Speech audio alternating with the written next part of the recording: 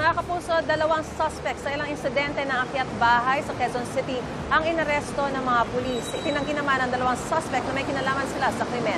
Yan ang unang balita ni James Agustin.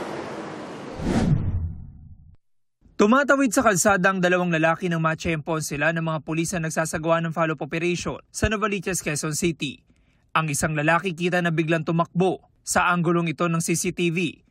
Lumiko ang lalaki at hinabol siya ng mga operatiba na nakasakay sa motorsiklo. Kalauna na aresto ang lalaki. Ang dalawang naaresto mga sospek sa insidente ng akyat bahay sa barangay San Agustin. Ayon sa pulisya, nagising ang biktima matapos makarinig ng ingay sa inuupahang apartment.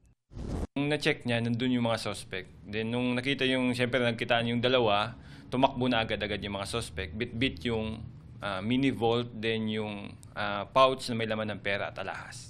Base sa investigasyon namin, sir, pumasok sila through yung main door. Sinira nila yung knob, door knob, then yun, pumasok sila. And may mga kandado sa doon sa cabinet, sinira din nila.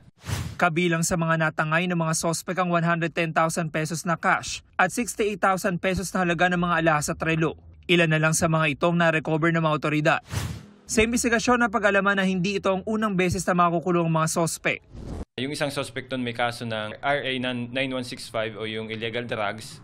Then yung isa ay may 3 kaso. Yung pagnanakaw din, robbery, theft, then yung isa is yung illegal gambling. Itinanggi ng mga sospek na nagnakaw sila. Wala po alam dyan eh.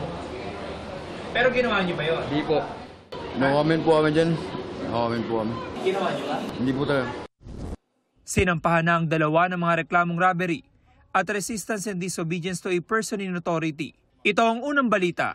James Agustin para sa GMA Integrated News. Gusto mo bang mauna sa mga balita?